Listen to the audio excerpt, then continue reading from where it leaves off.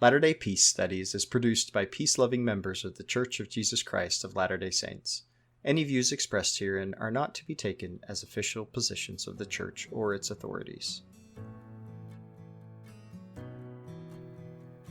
Latter-day Peace Studies presents Come Follow Me. I'm Shiloh Logan. And I'm Ben Peterson. Thank you for joining us as we discuss this week's reading of Come Follow Me, as outlined by the Church of Jesus Christ of Latter-day Saints. We're recording these podcasts from our homes, and so you'll often hear children playing, dogs barking, and babies crying. This is our life, and we love it. Our hope is that as we discuss these scriptures and truths, we will come to a more perfect understanding through experiencing the atonement of Jesus Christ and find greater peace in our lives. So welcome to today's episode of Come Follow Me from Latter-day Peace Studies. I'm Shiloh Logan, and today we have a guest again, Christopher Hurtado. Welcome back to the show. It's good to be back. Christopher is filling in for Ben today as Ben's birthday and for Thanksgiving weekend. So he had a lot of family in town. So thank you, Christopher, for being here. We are going to explore today the book of Moroni. So chapters 1 through 6, but to get started. Now, Christopher, you and I have been talking for a good hour beforehand. We have a lot of stuff to say. There was this one thing before we got in that I wanted to contextualize and bring in something from last week. And that thing from last week that we talked about came from Ether 12. And the reason why I wanted to bring this back into play was it helped contextualize a few things as we're going to go back into Moroni chapter 6 and kind of get a flavor for who and what Moroni is. Because I think there's a lot of really good evidences here that you and I were talking about how to see who he is, how to see why he's writing. And I think there's even some evidence here. And something you said, Christopher, as we were talking, just was like, wow. And I made a connection real fast to see a possible evolution of Moroni's way of thinking. So let's get into that. But in Ether 12, just as a recap from last week, is that Moroni is a very interesting fellow. There's a lot of evidences that he is very quick to defend his writing. And it's almost as if there is this sense that Moroni is very defensive of people believing what he has to say, because there's a lot of times where he will immediately jump in and will say, and if you don't believe me, then at that point, we'll see how well you don't believe me at the judgment bar of God.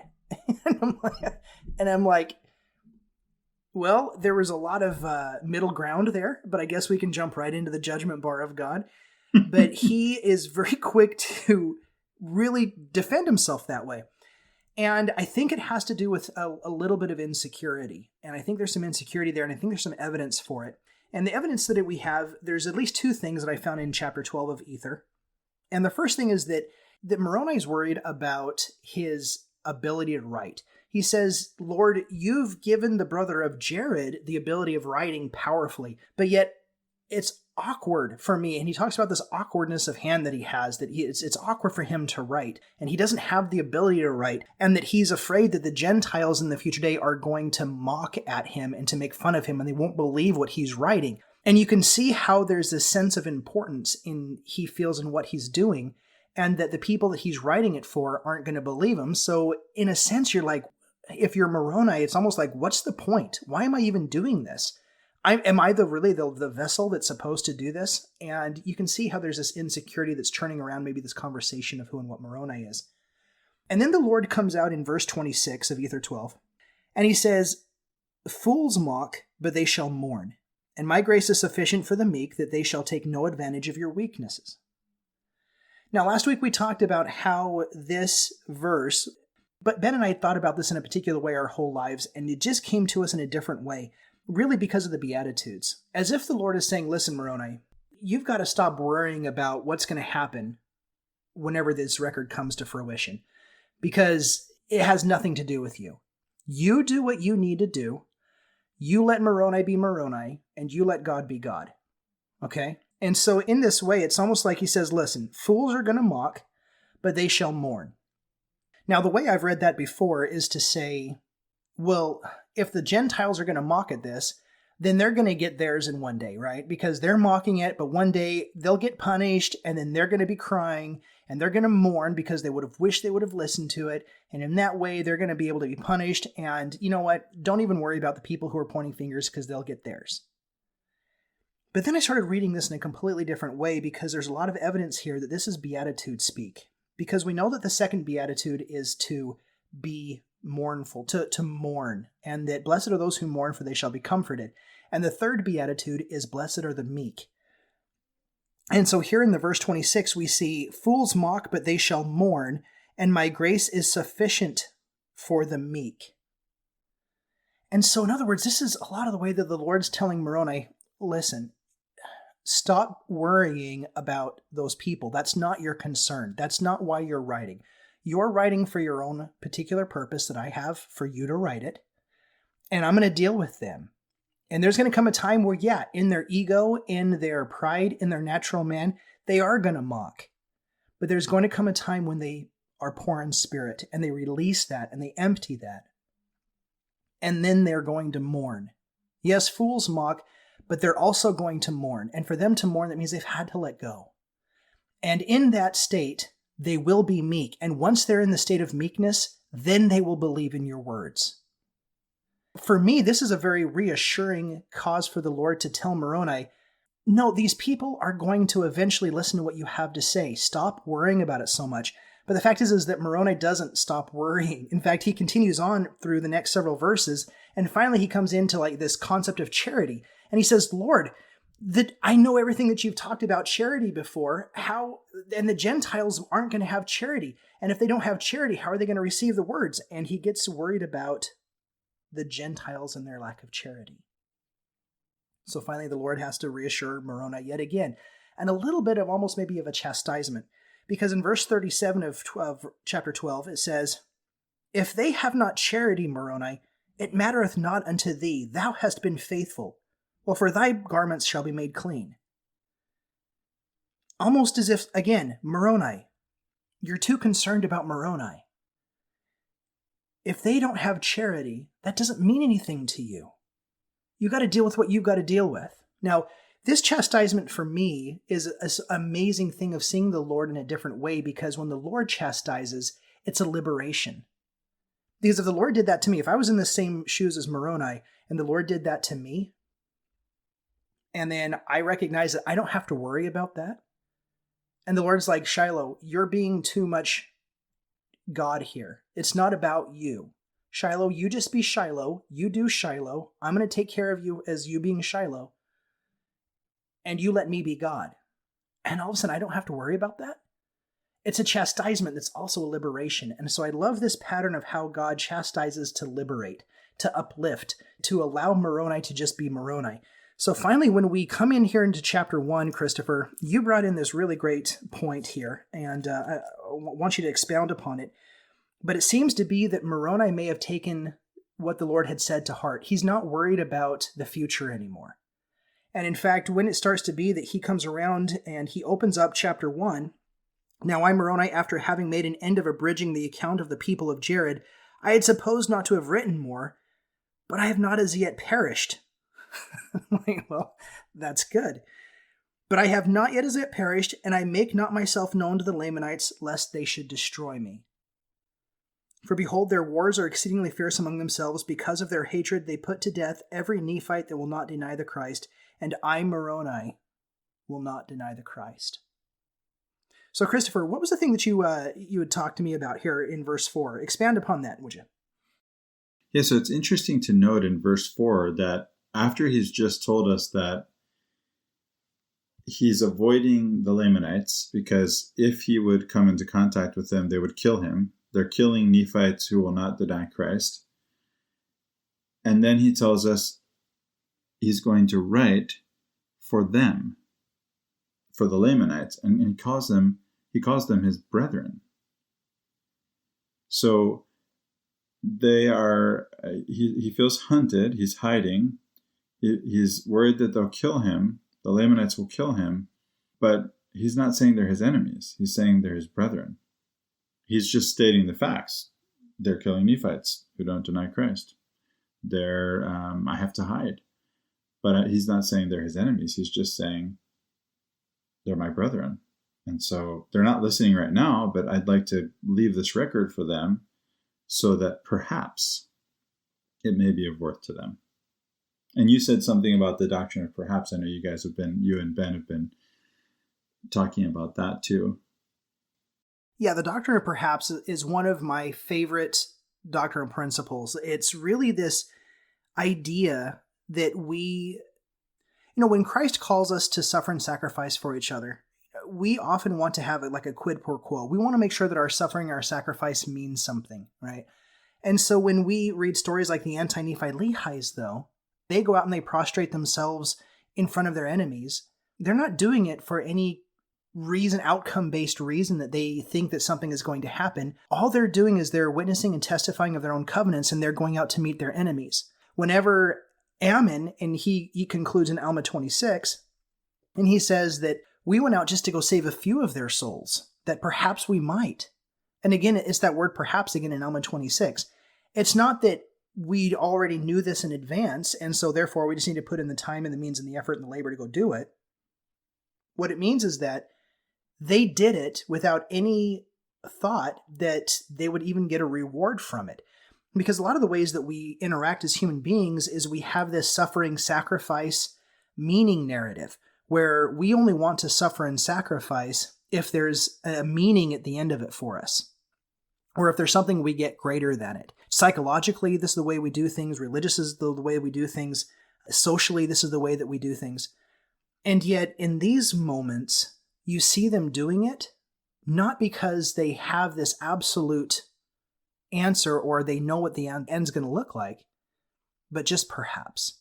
And I think that's an absolutely beautiful thing, because it also goes into the atonement and of Jesus Christ. And when we talk about Jesus Christ suffering and sacrificing for all mankind and for every individual, certain of these atonement theories, you have individuals who aren't going to ever take Christ up on his sacrifice, but he sacrificed for them nonetheless. That perhaps. So yeah, it's a beautiful thing. Yeah, the definition that we've been given of sacrifice is along the lines of giving up something of lesser value for something of greater value, when the Latin sacrus facere just means to make sacred. The anti-Nephite Lehi's, they're going out, and you said meeting their enemies. I don't know that they were thinking of them as enemies, and perhaps you misspoke, but it's like they're just going out and they're testifying, which I don't know if you've mentioned this on a previous episode, but I know that you know that to testify, the same as to become a martyr. The roots of these words are related, that the idea of testifying and the idea of martyring or becoming a martyr are related. And so they're witnessing with their lives. They've turned their lives over to Christ. They have nothing to fear. They have no enemies. They are acting out of their conversion, not in some quid pro quo fashion. They are just acting out of the grace of God that they've received. Their works are the result of the grace of God in them. Yeah, I think this topic is going to come up again when we get into chapter 6, but we have a cultural way of looking at this where we kind of look at our discipleship as starting with doing and that working our way into being. The Nephites, this was very much the Nephite way of doing things. And in previous episodes, we've talked a lot about how the general Nephite MO is that you make an oath and a covenant, and then you stick to that. You live into the oath and the covenant. And so the oath and the covenant was shown as sacrosanct all the way back into the days of Nephi with Zoram, right? When they're coming out of Jerusalem and Zoram swears by an oath that he won't run back to the people and he'll be there with them. And then they said, well, our fears did cease concerning him. And Hugh Nibley wrote a lot about the importance of the Jewish tradition of oath making. Like when you made an oath, that was the end of the conversation. That was never going to be broken again. They were very concerned with that. There is a different way of looking at things, such as in Mosiah 18 with the anti-Nephite Lehi's. There's another one with the Lamanites in Helaman 6, where they experienced a conversion first. They had an experience with God where they were converted first. And then the covenant that they made, the oath that they made afterward, was not one of these, I make an oath and then I live into it and I keep it, so much as I had this experience. And then from the experience, I have this action now. I take this oath or I have this ordinance that represents the experience that I had.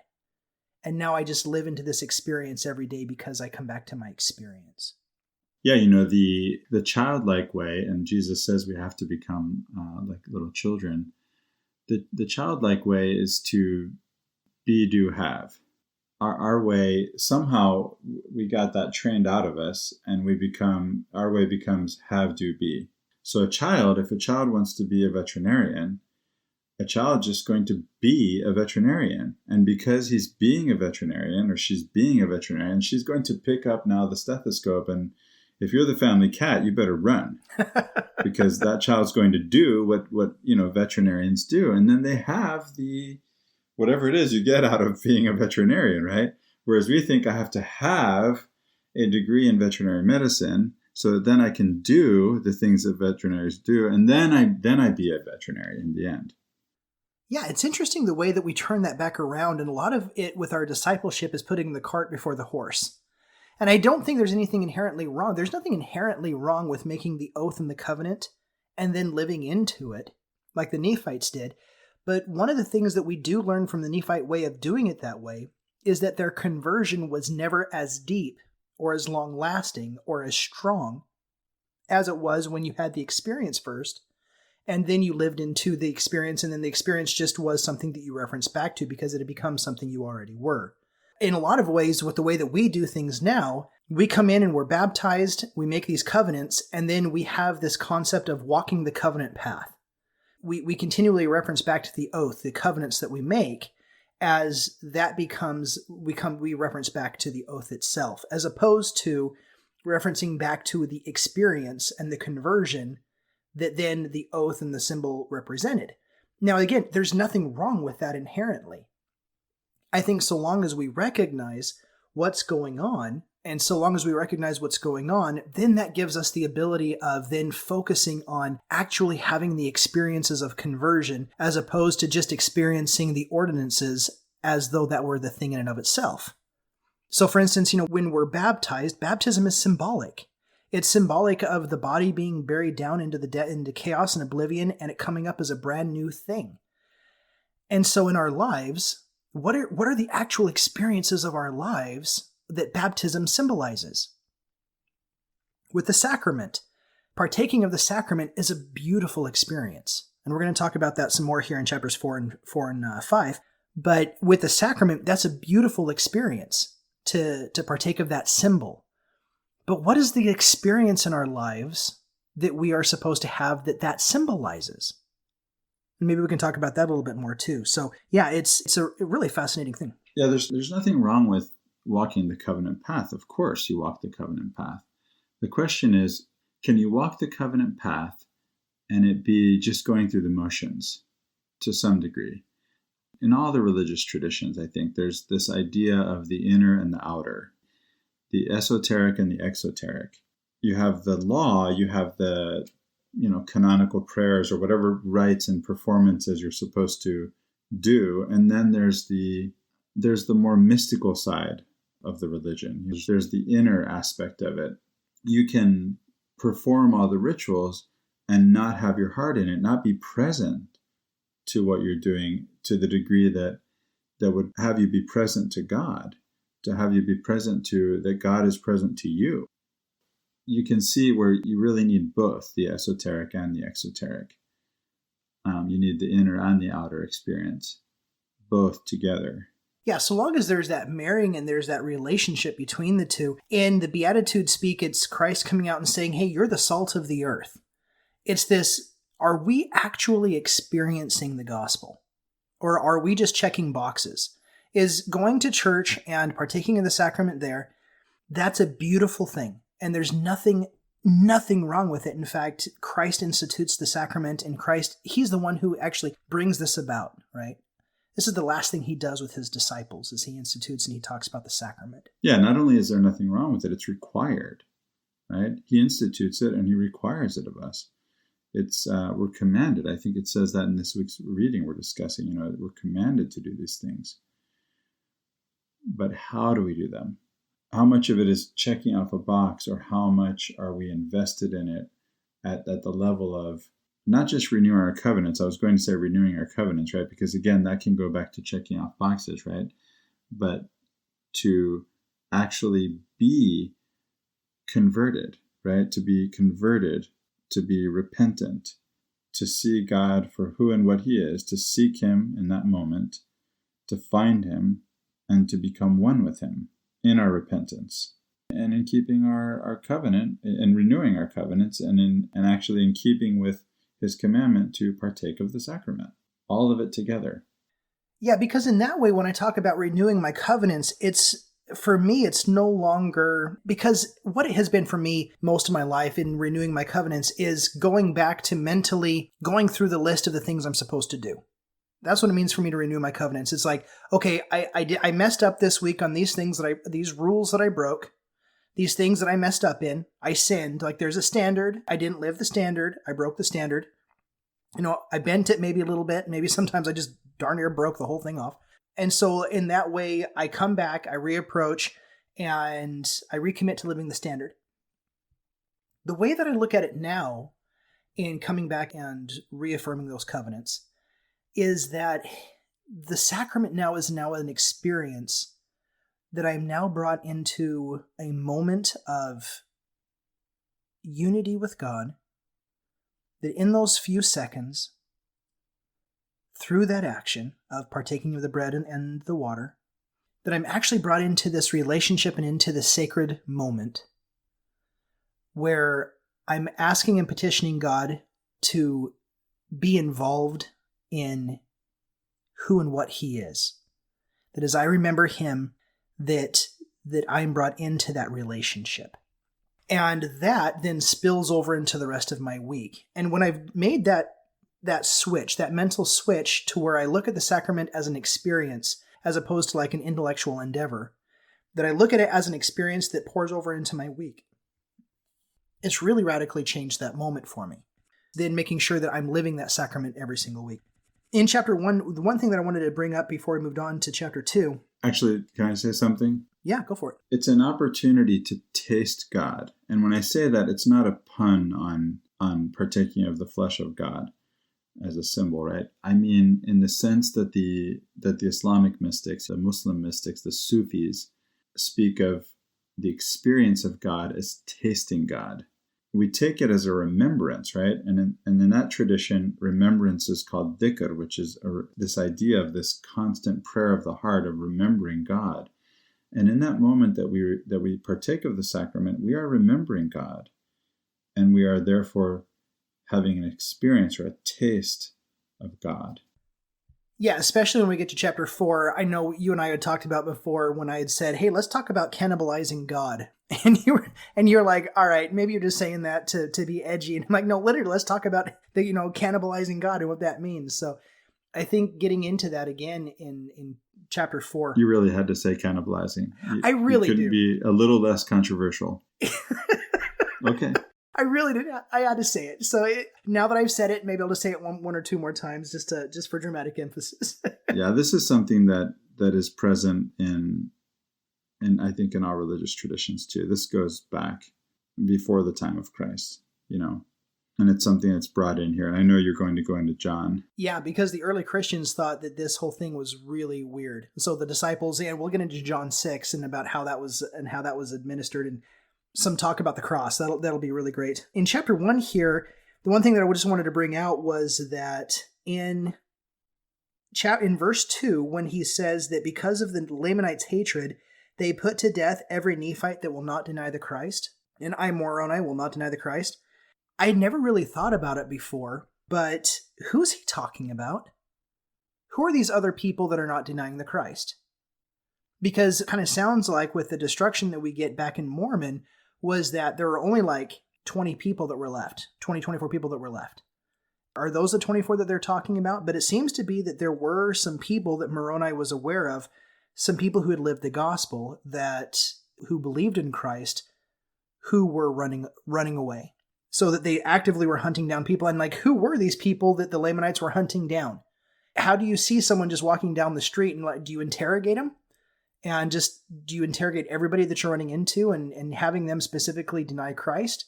Or I don't know exactly how that works. But in my mind, as I've always read the Nephite record, it was that Moroni was the very last Nephite.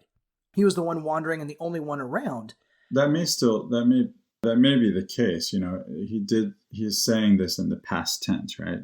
Could be in the past tense. At least it could be read in the past tense. I think it could be in the past tense. When I was reading here and it said they put to death every Nephite, not that they have put to death. Well, he's not saying they are putting to death either, right? I guess so. So I Yeah. guess, it could be in the past tense or it could be in the present tense. So just a little bit of ambiguity there where I'd only seen absolute before. There seems to be a little bit more ambiguity if we read it in that context. Either way, we do know that Moroni is by himself. And so he doesn't know of anybody else's situation there. So in moving into chapter 2, now, Christopher, you and I had a conversation about disciples and apostles. Right. Because there is a little bit of ambiguity here that might be a little bit confusing. In verse 1, it says that the words of Christ which he spake unto his disciples, the 12 whom he had chosen, as he had laid his hands upon them, and he called upon them by name, saying, You shall call on the Father in my name in mighty prayer, and after you have done this, you shall have power, that to him upon whom you shall lay your hands, you shall give the Holy Ghost, and in my name shall you give it, for thus do mine apostles. All right, so there's this ambiguity here, because now we're talking about disciples and apostles. So is he switching back and forth between the disciples and apostles? What's the distinction? So the quick distinction is this, is that Jesus Christ called his 12 apostles in Israel, in the Holy Land. So those are his original 12 apostles that he called while in his earthly ministry.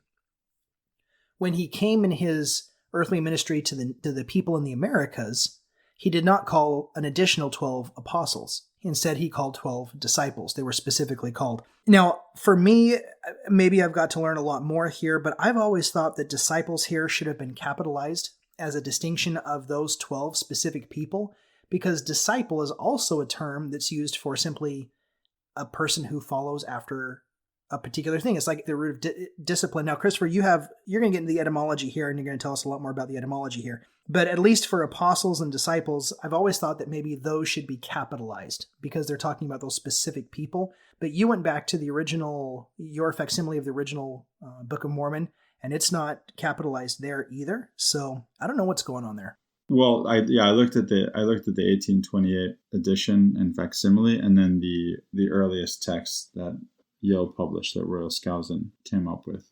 So if we read it the way you're reading it, though, he's saying, "Thus do mine apostles." Are we saying that they're actively doing this now, as Jesus speaks, when he spoke it, which is not at the time of Moroni? Obviously, he's telling us what happened when it happened.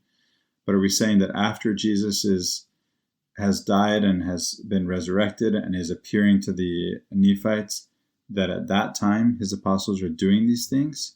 Because otherwise it would say, as my apostles did. And so I'm not so sure. When you first pointed this out to me, I thought, okay, yeah, he's distinguished between these disciples in the Americas and those apostles in the Old World. Whereas I thought that the author, that Moroni here, is just using disciples and apostles interchangeably. You convinced me, and now I'm not so convinced anymore. But there is a distinction between disciples and apostles, and I think as long as the disciples that he calls in the Americas aren't acting as apostles, then your interpretation stands, right? So a disciple is one who is, really the roots are disco, right? Discere is to learn, and the rest of the word comes from puer, which means boy. And so these are boy learners. They're like children in their position. They're pupils. And in fact, it's related. You can compare it to the Sanskrit word putras, which in English is foal, which is, what is a foal? It's a baby horse of either gender, less than 2 years old, right? Something like that. So, and then an apostle is someone who's sent far away. That word breaks down again into two. And so that's someone who's sent far away. And so I know the apostles in the Old World were sent out to spread the gospel. If you're saying that there are only 12 total, and these disciples, who are 12, by the way, they are 12. He's calling 12 more. But you're saying not more because they're not apostles. Are they also not sent out then? Yeah, these disciples were supposed to be witnessing to the people there of the Americas, right. Just to those specific people called in that specific location, right? Well, but you say in the Americas, I mean, the others were in Europe. Okay, maybe they crossed over into Asia because they're right there in between. Are these guys just working right there locally, or are they being sent out to spread the gospel too? Because there are 12. Yeah, the apostles were meant to spread out, right? So we have them Yeah. going down into Africa and going up into Europe and going over Right. into Asia and all over the place. Whereas these disciples in the America, they stay right there with the people. Yeah. And our apostles today also go throughout the world. And these disciples stay. So that, so then your reading stands. But it's interesting to note what's going on here, right? And to distinguish between the disciples, the 12 he has chosen among the Nephites, and his apostles in the old world, and what they're up to, what they've been called to do. So in chapter 3, you brought up a really interesting juxtaposition because of disciples there. So meaning it's actually a child, right? So it's more of like a child learner. Well, yeah, you're talking about a pupil, right? Yeah, and it's a child learner, a boy who's just learning. And here you have this fun juxtaposition, right? Because the manner, in verse 1, we read, the manner which the disciples, who were called the elders of the church. So the elders, the ones who are supposed to be old wise men, right? The bearded old wise men are just children who are learning. And that's so delicious to me. It really is.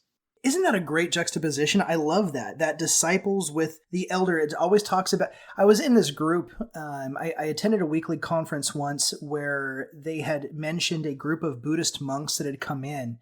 These were some of the highest echelon of Buddhist monks. I don't know the title or where they come from, but they were very prominent. And when they came into this discussion, when they'd gone through this program, they came up to the discussion leader and they said that we are going to be here with a childlike understanding, with a beginner's mind. And I absolutely loved that when it was told about how they come into this experience with a beginner's mind, with no preconceived notions, with no expectations, with no pride or haughtiness that they know something, that they've thought this already. They're going to empty their whole ego out and simply be here for the moment in the experience of what was there to be present in that meeting. And I thought, man, what an amazing way to live. What an amazing way to live where you don't feel like you have all of the answers and that you have to defend all of the answers. That you can simply be there in the present moment with whoever you're with and simply see who and what they are as human beings. You don't have to bring all the baggage of life with you. It's in that moment, that experience with that human being. So when you're talking about these disciples here, who are the leaders, yeah, it's this imagery of like the first is the last and the last is the first, and about how a child will lead them, right? We have these scriptures about how children will lead the kings and the queens, and about how the most prominent among you will be the child. So yeah, great imagery there. Yeah, it's an interesting juxtaposition, isn't it? Buddhist practice you mentioned is a well-known Buddhist practice. It reminds me of what I was saying earlier about the sacrament, because you want to come to the sacrament as though it's your first time taking the sacrament. And that makes me think of the night of my baptism. If I could come back to that moment when I was newly baptized, every time I take the sacrament, I can do that.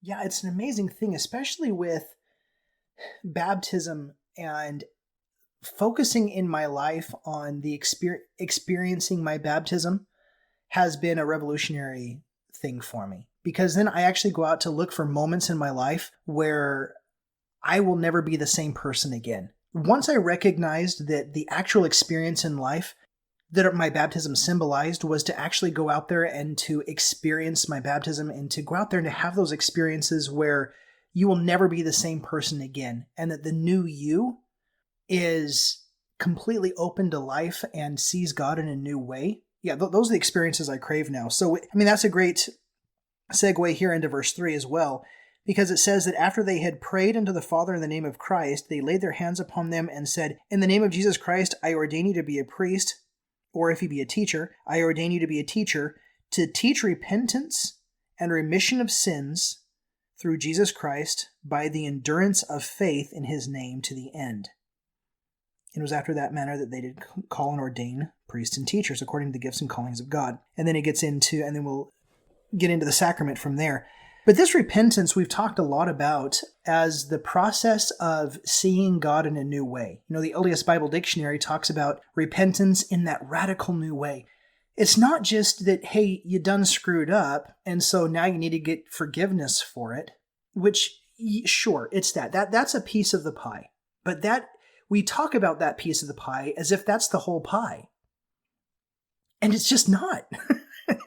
It's just not. Because the rest of the pie is about how we had those actions because we had not yet recognized who and what we already were.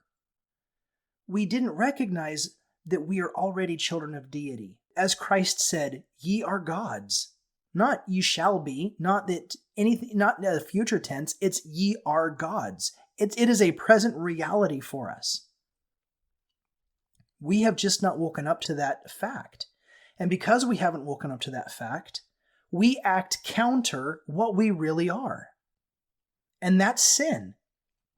Because we see through lenses darkly, because we don't see who and what we really are, because we keep the views of the natural man that we're born into, call it our language, call it our culture, call it any layers of identity that cause this to be. Well, it's the fall. It's the dualism, right? Yeah, that dualism. Yeah, speak to the dualism, Christopher, because you have some really great ways of being able to express that dualism, that fall of nature and the dualism from what it is. And this gets into the tree of life narrative as well. Well, what I see here is you dwelt with God, in the presence of God, in God's kingdom. The kingdom that Jesus teaches is within you. So the kingdom of God is within you, he says. And now you've left that paradise. You've separated yourself from God. You've started to think of yourself in terms of other identities, as you've said, other than God, which is what Jesus said you are, God, just as he is, and that he said that we should become one with him, even as he and the Father are one, which again is not, this is the opposite. One is and dualism are opposites, right? They're clear opposites. If you're in dualism, you're not one. You're separate from God. And I think of what Thomas Merton says, or was it Richard Rohr? Our Thomas Merton. We'll call Richard Rohr our Thomas Merton. He's our living Thomas Merton. This you that you are, this false self that's not God. God doesn't know. Who is that? That's not the real you. That's some other identity that you've taken on that isn't him, that isn't you as one with him and Christ. Yeah, that really gets into the Sermon on the Mount when Christ says that I never knew you, that whole depart from me, you that work iniquity, right. I never knew you. It was, it's you live in that false self, and that false self is God saying, I don't know that alter ego. I don't know that false image of yourself that you're talking about. That's not who you are. No, when he looks at me, he knows himself. Knowing myself is how to know God, because I am God. This is what Jesus taught me. I am God. I am to become one with him and the Father, as they are one. I am to know myself, and to know myself is to know God. I am made in his image, in imago Dei, in the image of God. He created me in his own image. What am I seeing? That's what he sees. What am I seeing? I'm seeing something else. That's a false self. He doesn't know anything about that false self. That's not who he sees when he looks at me. What are you talking about? We've had the experience as parents, haven't you, Shiloh, of our children, thinking of themselves, talking about themselves in a certain way where you think, no, that's not who you are. And you tell them, that's not how I see you. Yeah. Right? Yeah, all the time. Well, it's the same with our Father in heaven. We are his children, created in his image. He sees us for who we are, as already one with him. We've separated ourselves from him. He has not separated himself from us. Gosh, if we could just see that, and if we could just see ourselves for who we are, we'd know God. That's it. This, again, it really does show up. I think this shows up in all the religious traditions. I've seen it. This idea that to know yourself is to know God. This is what Dante was saying. This is what Augustine was saying. This is what the Sufis are saying. This is what Al-Ghazali wrote in The Alchemy of Happiness. Are you looking for the beatific vision? Do you want to see the face of God? Look inside you, deep inside you. It's there. This reminds me when we know that the two greatest commandments is to love God with all of our heart, might, mind, and strength, and to love our neighbor as ourself. Mm. Right? And so we have this first things first, realize, and comes into like 1 John 4, we talk about we love because God loved us first. We have the awareness and the recognition of this because God brought this first. We came into that relationship and that awareness because of God's love, to realize that we're always encompassed in that love. He's the one that makes himself real, and he's the one who makes himself present. He's the one who reveals himself as that God of love. And it's in that moment then when we look to within ourselves and we create the images of that false self, and we've just got to let that go. And it's hard for us then to let that go and see ourselves until we've seen that God and come into that moment with that God. And you know, when I've talked about prayer, Riley and I had recorded in an episode coming out with Latter-day Contemplation about prayer, and we talked about silent prayer. And silent prayer for me has been an exercise where I've been experimenting with just letting go and praying without even using words. That's a completely different experience. Mm-hmm. Where you just pray in silence, where you trust and you come to God trusting that he knows the intentionality of you coming to him without words. Yeah. You know, it's trusting in what the Sermon on the Mount says, that God knows what you require before you even ask of him.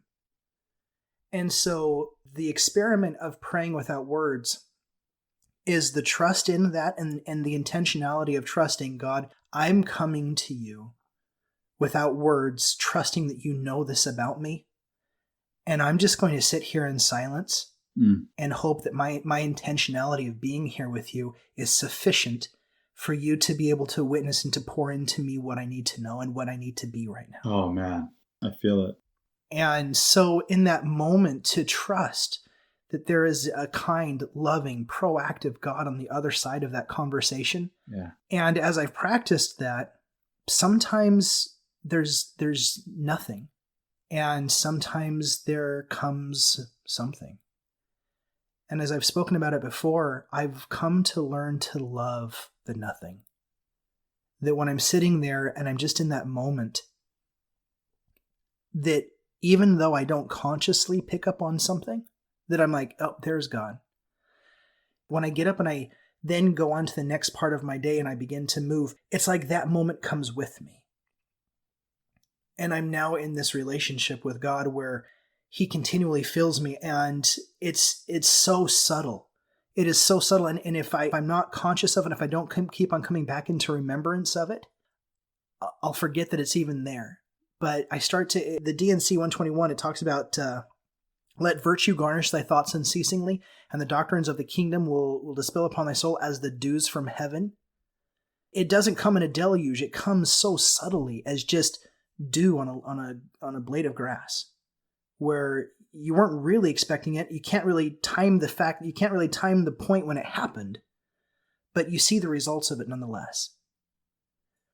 And so when we get into the sacrament here and we start talking about the sacrament, about being in remembrance of God, that's what that is for me, that experience of coming into that remembrance. It's the remembering of this relationship that I'm trying to bring myself in with the Lord. And so you talked about, but staying in chapter 3 in verse 3, Christopher, we talked about repentance as that coming into that new awareness and being with God.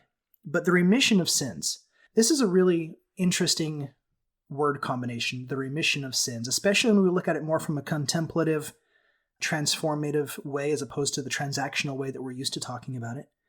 But when we talk about a remission of sins, how is this remission of sins for you? Because you brought up the etymology, the definition of remission. How is this for you when we talk about, because we talk about sin as metaphysical, as if a lot of the times culturally, and you and I don't see it that way. And we've had conversations about this where we don't see like sin as this metaphysical or worthiness as a metaphysical aspect, more of an epistemological one, which is a fancy word for just meaning perception as opposed to reality of perception. I'm sorry, metaphysical, which is your reality, versus epistemological, which is your perception of reality. Right.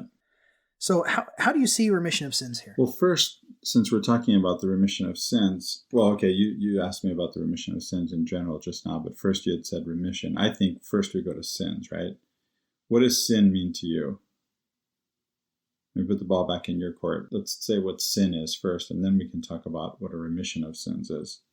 Okay, so if we're going to talk about sin in the transactional way, in the way that Paul talks about it, is kind of the typical way we do it, is that there is no sin unless there's law. Law is a standard, it's a rule, and sin is the action of breaking that rule or not following it.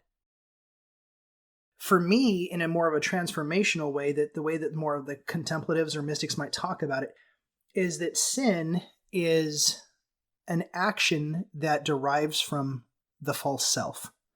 So we are always already worthy, but we don't act that way because we're not aware of that yet. We don't know, right? This is what we mean by epistemologically speaking. We don't know. Yeah, we don't know who we really are.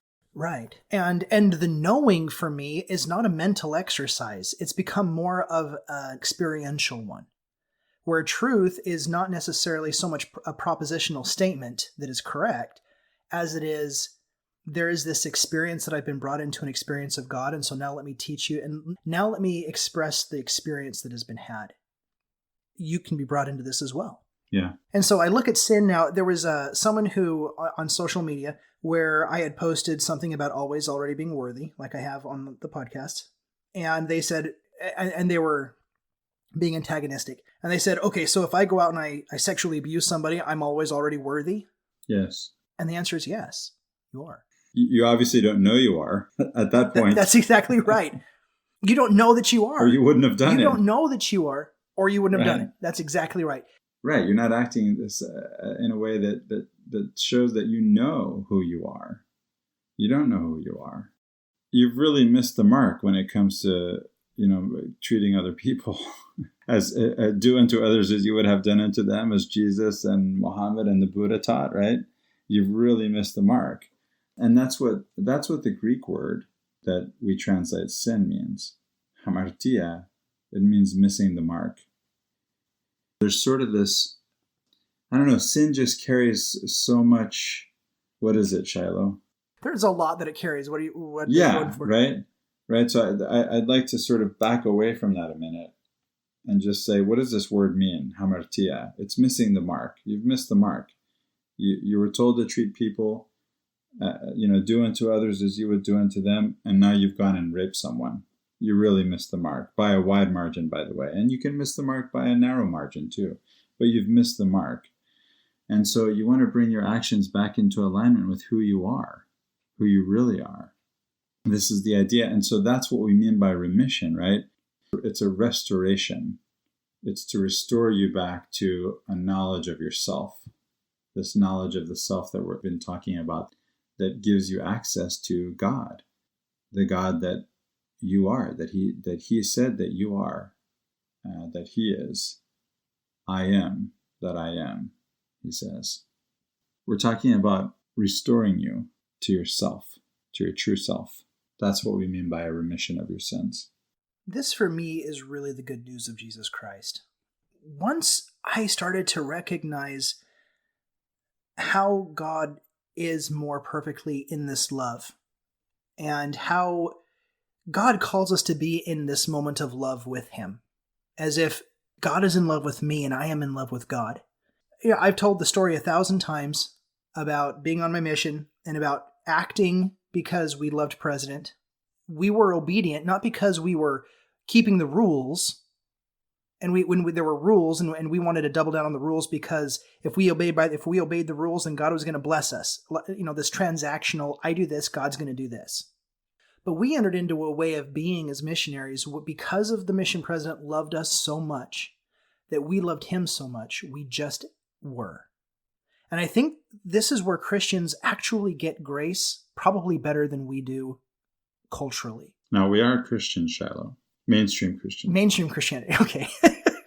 Get it better than we Evangelicals, do. Maybe? Evangelicals, sure.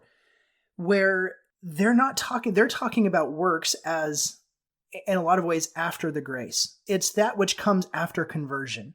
They're the fruit of conversion. Yes, works is the fruit of conversion. Whereas we look at works as the means to conversion. Doesn't that go along with your what you said about the Nephites, the Nephite way of going about it. Yeah, that's exactly right. Yeah, whereas what I was saying about the anti-Nephi Lehis is that their actions were a fruit of their conversion. This is exactly what we were talking about earlier. Yeah, it's exactly right.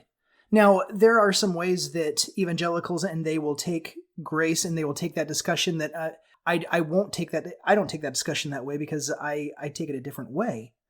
So there are differences, that's to say, but that they really do, I believe, take a firmer foundation in grace than we do, that is far more consistent with the transformational way of seeing God. Now, that said, in this remission, it's coming into an awareness again, coming back into the conversation, coming back into the presence of God.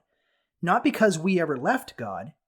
And I think as a culture, what we've done is that we've really made God like this sea anemone. Have you ever been with a sea anemone out to like a tide pool pond where you touch a sea anemone and it sucks back into its shell really fast?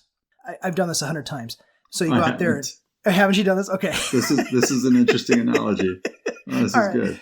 So you touch a sea anemone and it sucks back into its shell really fast. It's sensitive. It doesn't want to be there.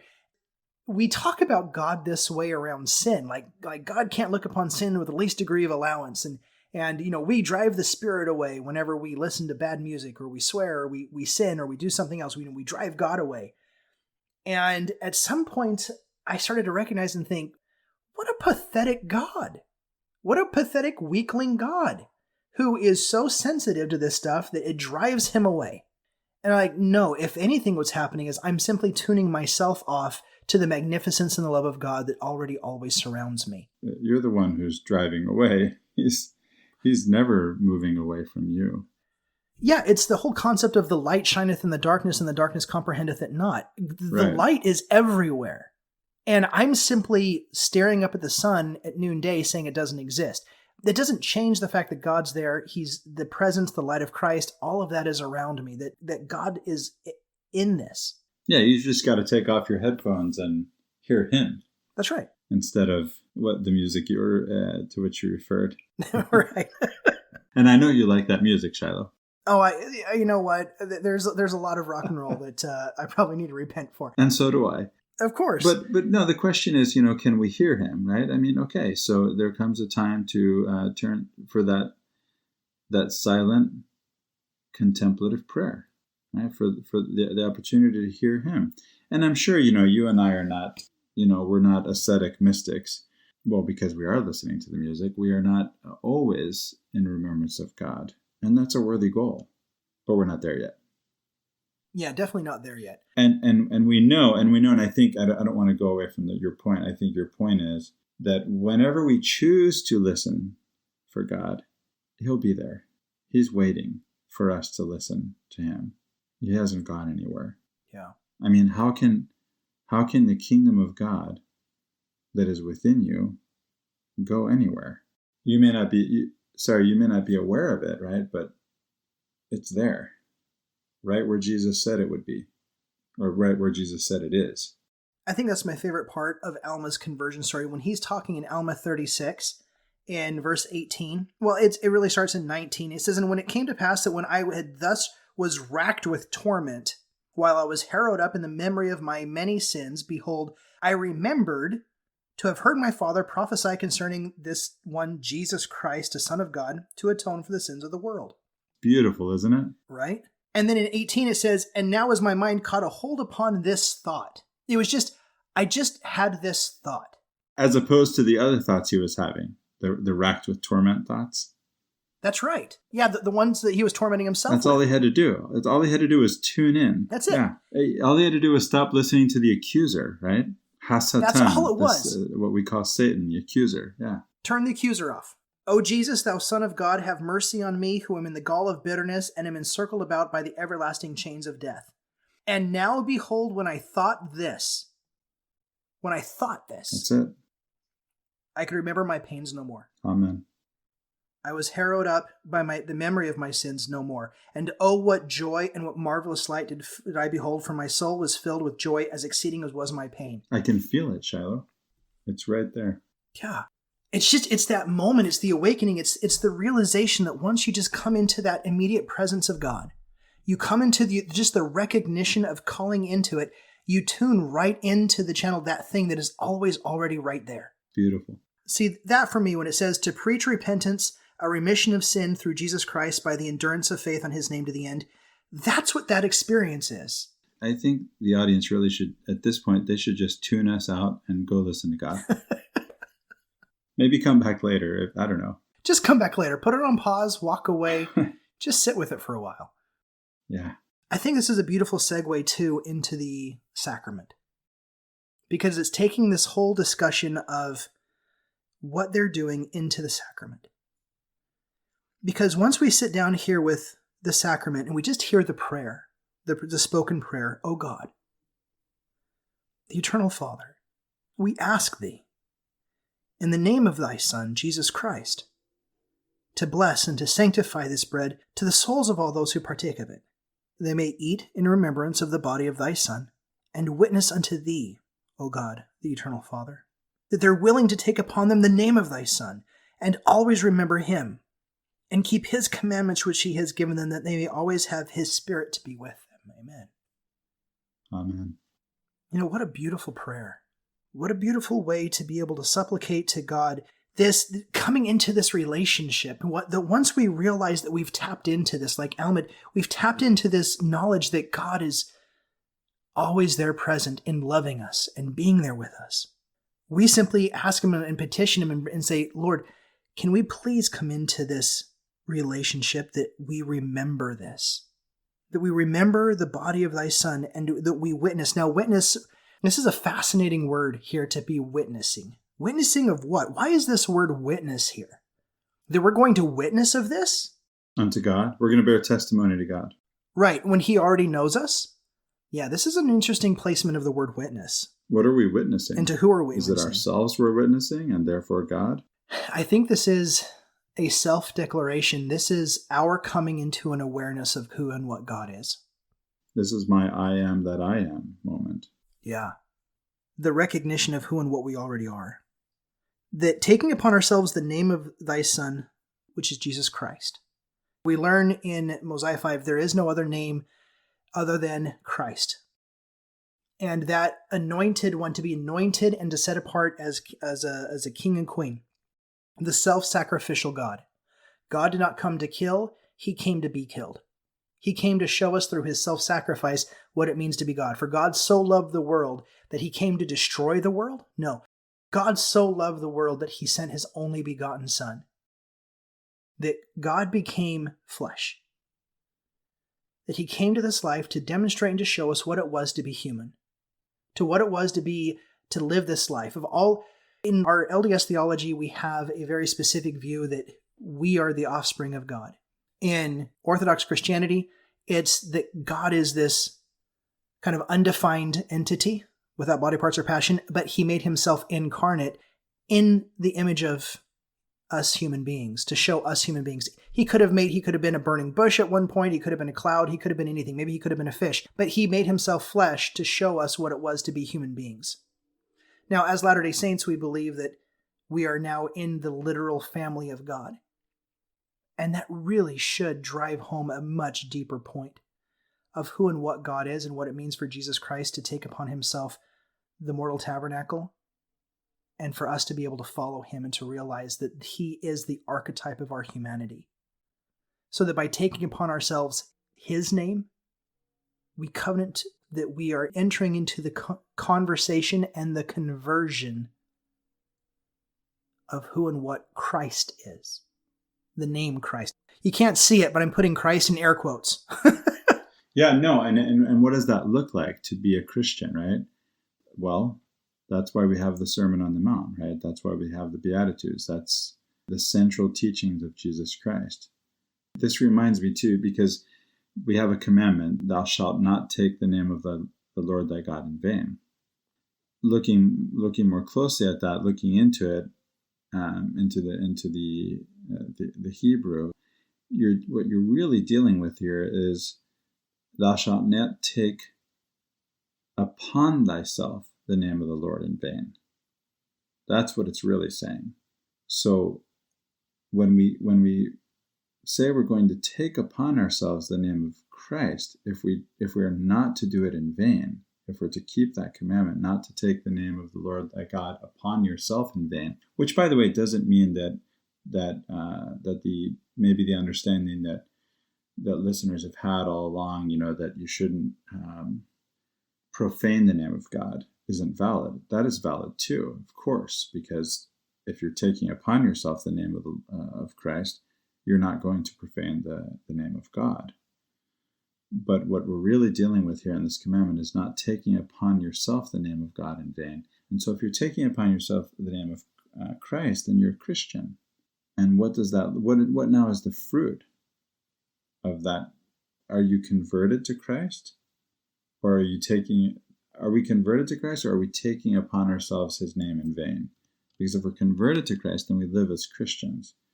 And that's not the same thing as living as Romans. The Romans had an idea of victory, of peace through victory. The Pax Romana.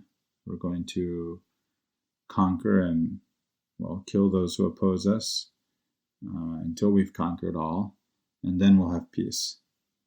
And Jesus says, no, I don't kill, I die, and I win. And you think, wait, how does that work? And the answer is, you start by faith, right? By faith, by walking in faith, by stepping out into what you think is darkness, because you see through a glass darkly and you do not comprehend the light. But but it's really the light, the love of God, the love that, as Dante put it, that moves the sun and the other stars, that fills the entirety of the universe. And you begin to comprehend it through faith, through action. Faith is a principle of action. Only by acting, only by taking that first step. You can hold to the rod. This goes back to the idea I was saying earlier about the inner and the outer. That outer part is the Word of God, right? The law. The Word of God is the law. So you can hold to that rod, but you have to walk the path. The path is the esoteric, right? This is acting. This is the faith, the action of being Christ-like, of following in his footsteps, of following his teachings, the ones that maybe make no sense. Love your enemies. And look, maybe you can intellectualize the idea that if you would love them, they would not be enemies, but you see them as enemies now. So how do you do that? And the answer is, even if you feel like you're fumbling in the darkness, you hold to the rod. You have faith, and you walk the path, holding to the rod, the esoteric and the exoteric, the inner and the outer, the law and the way, right? The truth and the way. And what do you get? The life. The life of a Christian is what we're talking. The life of a Christian is the way. Jesus says, I am the truth, the way, and the life. You bring the three together. That's what it means to be a Christian. A couple of things you talked about reminded me of one of my favorite quotes by Preston Sprinkle from his book Fight. Okay. Where it says that if you haven't begged God for waterfalls of grace to love your local rapist, who is also your enemy and desperately needs Jesus, if you aren't perplexed at the power of martyrdom as the very means by which God conquers the devil, if you aren't bewildered by Jesus' example and his insistence that you too turn the other cheek and never retaliate with evil for evil, forgive the one who's beating your face in, against all human logic, against all cultural norms, and against your own inner sense of justice, then the cross may not appear as scandalous as it should. Preston has a way with words, doesn't he?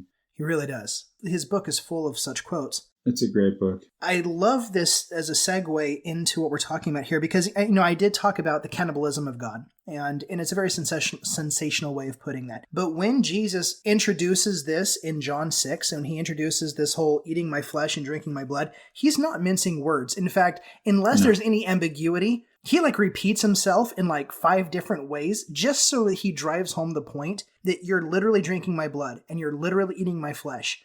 And unless you want to think of it as non-cannibalistic, it is cannibalistic. And he really gets into this, right?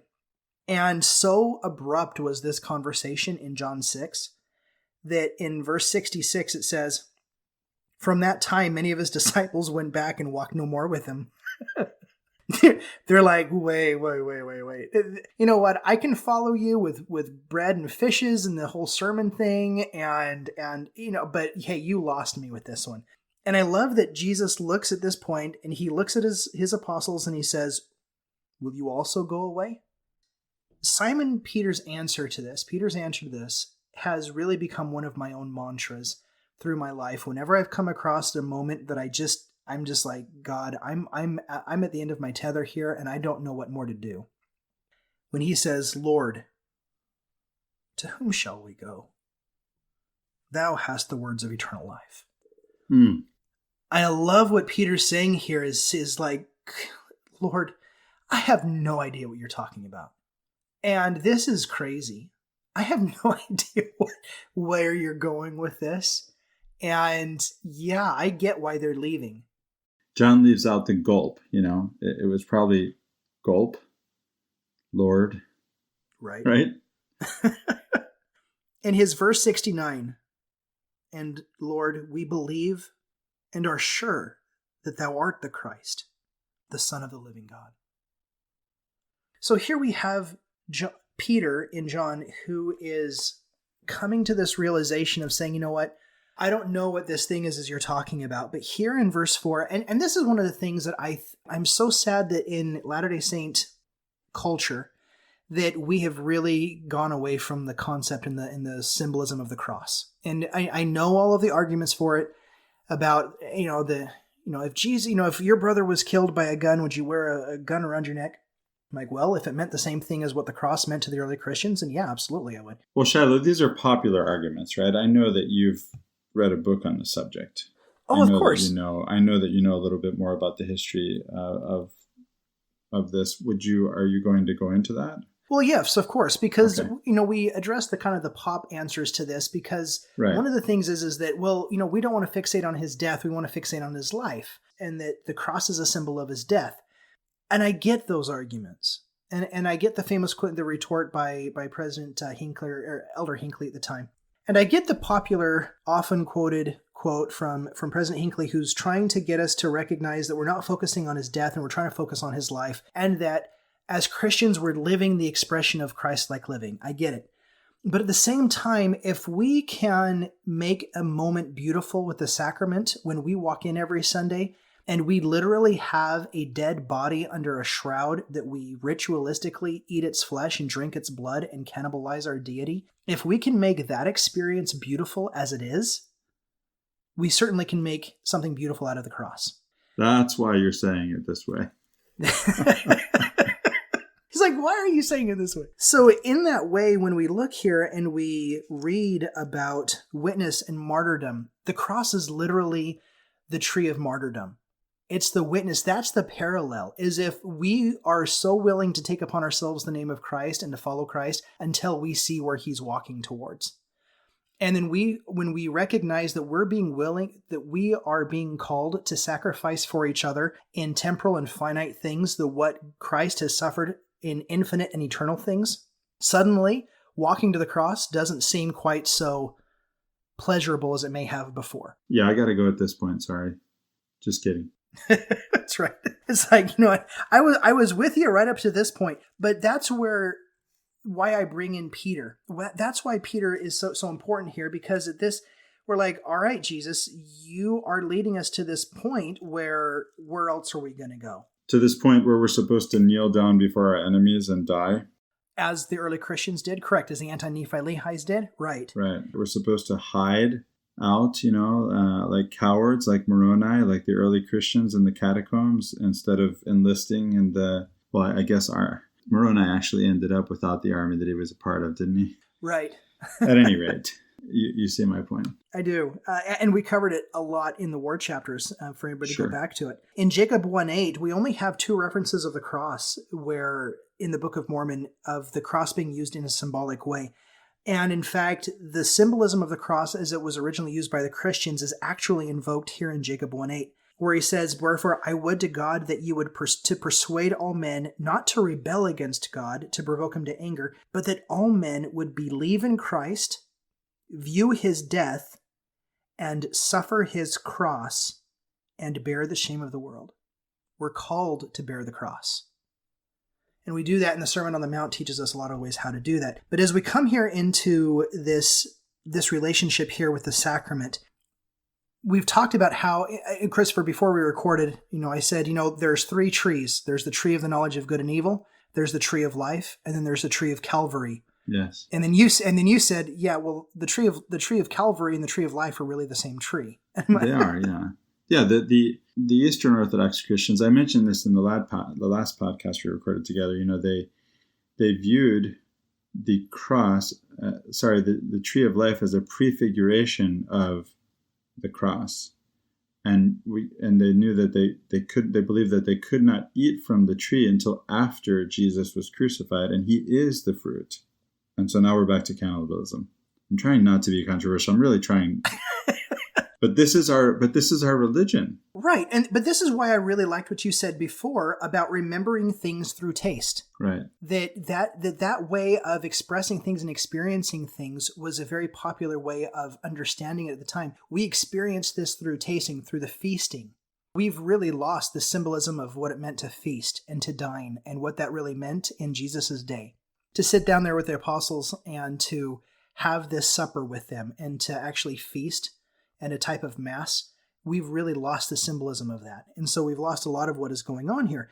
But because of what we've got here in these texts anyway, and at least what we were pulling in from chapter 3 and that great discussion with chapter 3, at least to invoke this idea that when we partake of the sacrament, that as we partake of the flesh and drink of the blood, the symbolism here is also of eating from the tree of life. It's from the love of God.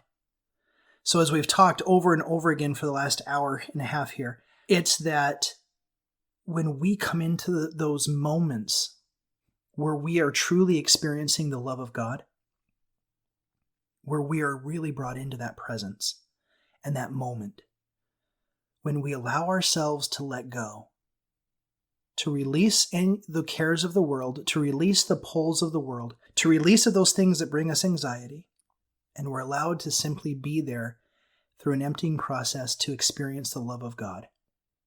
Those are the moments that we are experiencing in our real life what the sacrament represents symbolically. When we actually experience tasting of the fruit of the tree of life. The love of God. The love of God. That's what it means in our daily life to participate in this moment. Yeah. When we go there, taking the sacrament is a beautiful, beautiful, wonderful experience. And especially through this COVID season, I've missed it a lot. Going to church and being with the saints and having that experience. But that experience is supposed to train our mind for another experience that we have in our daily life. And that is, are we truly seeking for and having experiences where we taste of the fruit of the tree of life? Because every day of our life, we're still eating from one of 2 trees. We're either eating from the tree of the knowledge of good and evil, which brings death, or we're eating from the knowledge of life, the tree of life, which brings life. And it's the love of God. But to get to the tree of life, we've got to pass through cherubim first, which cuts away and is the emptying and the cutting away and the purging and the sanctifying. We've got to go through that to get to the love of God. Cherubim is not there to keep us out. He's there to help us come back in, but to come back in a way that we truly understand and to know what it means to taste of the love of God. Let me see if I can bring some things together here. The love of God, what again Dante said is that which moves the sun and the other stars, is being. We're back to I am that I am. Who shall I say sent me? Tell him I am sent me. Right? This is what he says to Moses. It's being. You can be with God and be yourself. And that's the only way you can be yourself. Your true self is being in and through God. And it's in and through Christ, the way, the truth, and the life. Again, that the Word of God made flesh, that rod that we hold to, that leads us ultimately through the way, again, Christ who gave the example of how to walk the path, back to the presence of God, past cherubim and the flaming sword, back to the tree of life where, again, Christ is the fruit of the tree, the love of God. For God so loved the world that he sent his only Son. And that's a beautiful segue into chapter 6. Because in chapter 6, we have a little bit of a description into what the church life was like that Moroni saw. Now, I haven't been able to tell whether or not this was what church was like during Moroni's day, or whether or not this was church during just after Christ or through the period of 4th Nephi. I can't tell. I can't tell where Moroni's trying to pinpoint this. There's a few places where he's talking directly from the apostle or the disciples when he calls them in 3rd Nephi, like he does in chapter 2. But I can't exactly tell. I'm assuming, in context with chapter 2, that this is talking about the people in America just after Christ. That would be my assumption too. And, back to your question or point earlier about whether the people that are being put to death for denying Christ, the Nephites, that is, who are being put to death for denying Christ, are around at this time when Moroni is writing, or whether that was earlier. As I said, it's in the past tense, right? At least it could be, right? It really could be read both ways. It is ambiguous. Is there a church at this time? I mean, Moroni is all alone. Are there other Nephites? Is there a church? It's back to the same question again, right? It's a good question. And we don't have to have all the answers, right? We can practice some Zen Buddhism, like those Buddhist monks you were talking about earlier. And just sit with the ambiguity. I don't know if this fits here, but I'm going to tell this story, and you/editors can decide. Because I forgot to share this earlier. There's this great story of the Buddhist monk. Well, this is a true story of the Dalai Lama, who was imprisoned for many years. And he was asked, was he ever in danger? Did he ever feel in danger? And he said, yes. He felt in danger of losing his compassion for his jailers. That's the only time he felt in danger. What a way to be. Yeah. What a way to live. In chapter 6, as we've been talking, I've been thinking about this chapter, kind of leading up to it. And I think even from the time when we very first started recording and talking, Christopher, I may have changed a little bit in how I'm viewing this, seeing Moroni in a different way. And we contextualized him for the first few minutes as this person who's not really good with maybe ambiguity. Some of what he's writing is ambiguous, but I see Moroni as more of a black and white thinker. Right. He said he wasn't good at writing, so maybe his ambiguity in writing is unintentional. Is unintentional, correct. And in chapter 6, there's very much it seems very straightforward. But maybe I'm even changing my mind a little bit about Moroni now as I'm talking here. So he starts off and he says, and now I speak concerning baptism. For the elders and priests and the teachers were baptized, and they were not baptized, save they brought forth fruit, meat, that they were worthy of it. Now, there's so much baggage in our LDS culture about what worthiness means, because we often talk about it as a metaphysical distinction. Riley and I did the whole podcast with Latter-day Contemplation. I suggest anyone go and look on it. It's with Latter-day Peace Studies. The link's at latterdaypeacestudies.org. But in this way, with our conversation right now, what I'm getting from how I'm taking verse 1 is that Moroni is talking about that kind of Mosiah 18 conversion before baptism kind of deal. Okay, let me just interrupt you though. Which episode was that? Episode, I think it's episode 6. It might episode 6 or 7. Do you remember the title? On worthiness. Oh, okay, there you go. You can go find it. So on this verse 1, I'm seeing that this is one of those conversion before baptism kind of things. That they didn't, how else are you going to try to measure the fruit of being worthy, right? But they're having this experience of God, and they're having this experience, and so I don't look at this as though they have a checklist gospel that they're checking these boxes off, so much as that baptism was the symbol of a conversion that happened before. Are you seeing this as, so what have you against being baptized? Exactly right. Right. In the exact same way. Back to that story from earlier in the Book of Mormon. Exactly. So it says, and neither did they receive unto baptism, save they came forth with a broken heart and a contrite spirit, and witnessed unto the church that they had truly repented of all their sins. Again, they had truly repented of their sins, that they had this conversion first. That there was this conversion that had happened, that they had that Mosiah 6 experience. They'd had the Alma the Younger experience, that they were already in this moment. It wasn't the baptism first and then conversion. It was conversion and then baptism. And none were received into baptism, save they took upon them the name of Christ, having a determination to serve him to the end. And what a powerful way to live. And after they had been received into baptism and were wrought upon and cleansed by the power of the Holy Ghost. Not by the waters of baptism. That's right. I was just going to say the same thing. It wasn't by the waters of baptism. They were cleansed by the Holy Ghost. By fire. The fire. That's right. By fire. Fire purifies. That's a symbol. So this is the cherubim. This is cherubim and a flaming sword. This is that cherubim that we have to pass by not just the dividing asunder of the false self, but the purifying as well. And their names were taken in that they might be remembered and nourished by the good word of God, to keep them in the right way, and to keep them continually watchful unto prayer, relying alone upon the merits of Christ.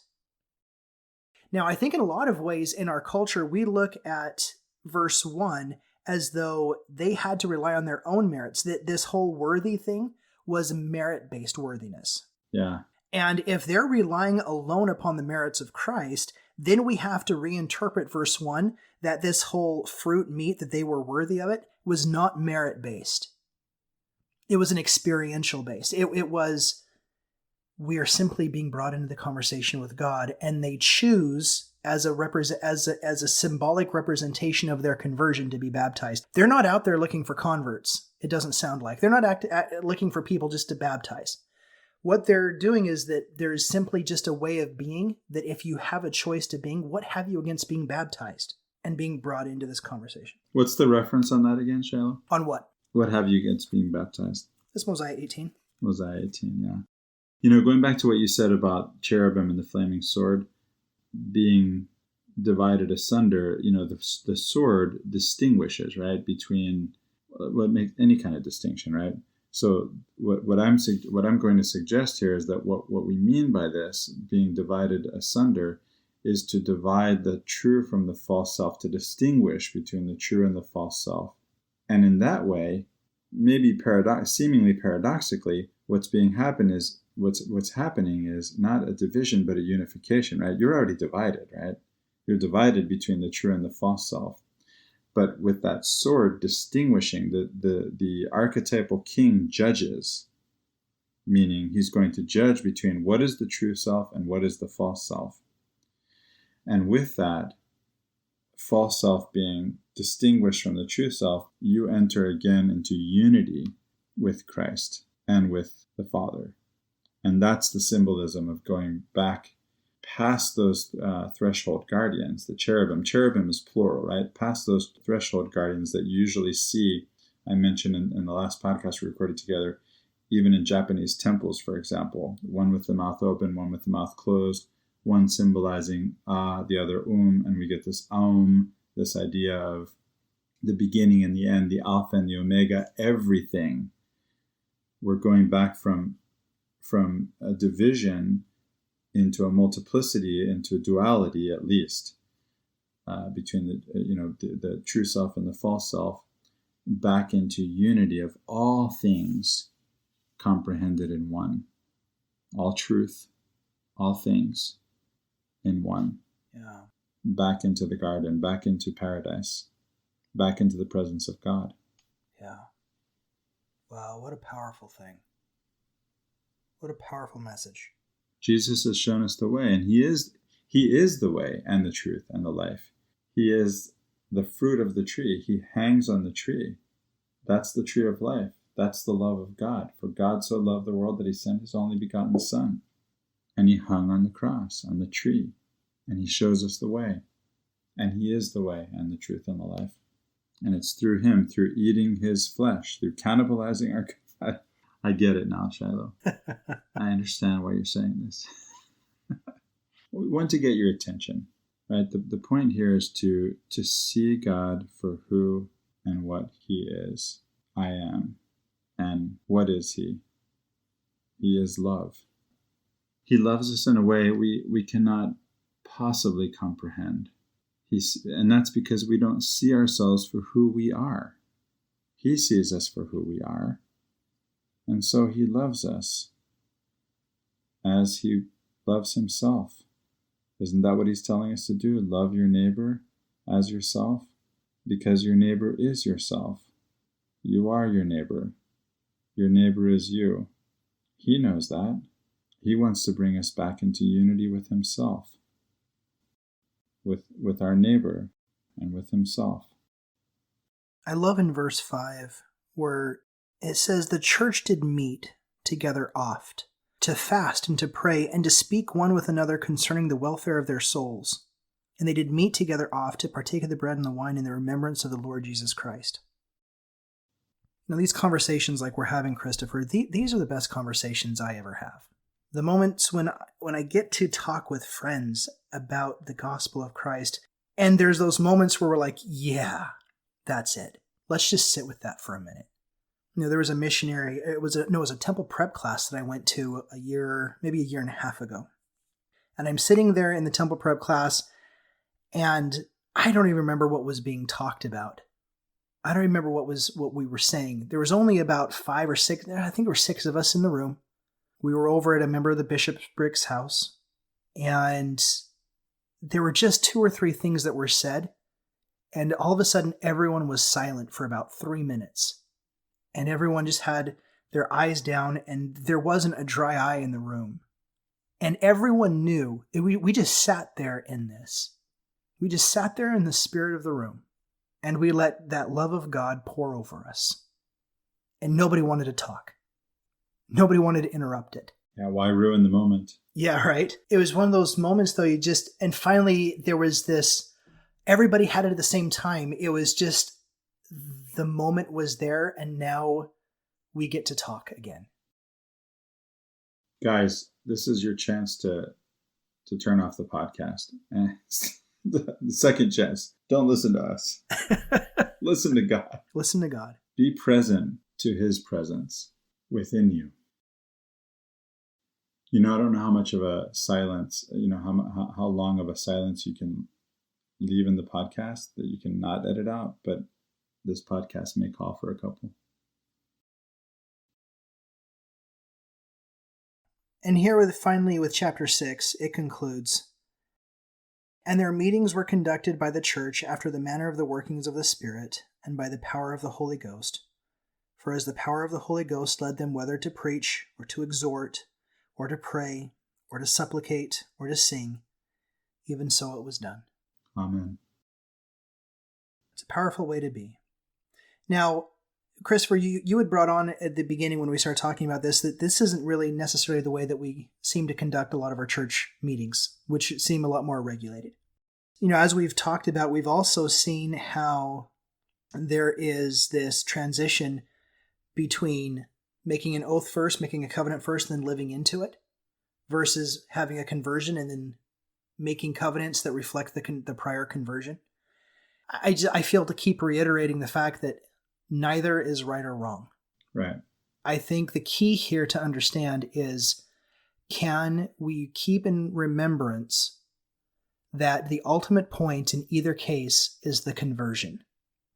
I happen to think that based on the scriptures and the Book of Mormon tale, that conversion is a little bit more difficult when you take the oath first and then try to live into it, because then you end up you taking the symbol as the thing in itself, as opposed to that in which was done in remembrance of the conversion, the prior conversion.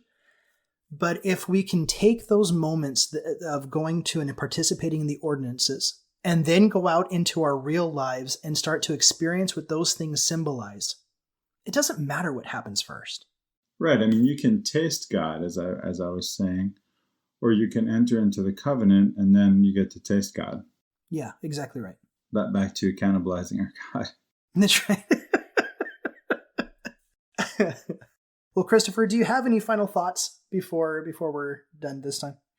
No, I don't have anything to add. Amen. Well, thank you, everybody, for being with us. Thank you for going on the journey with us as we talked about this. I hope you felt a little bit about what we felt as well, and that strengthens you this week.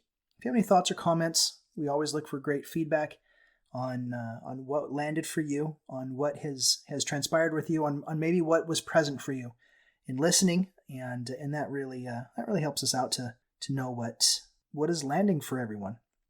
So until next time, I'm Shiloh Logan. And I'm Christopher Hurtado. Thank you guys for listening.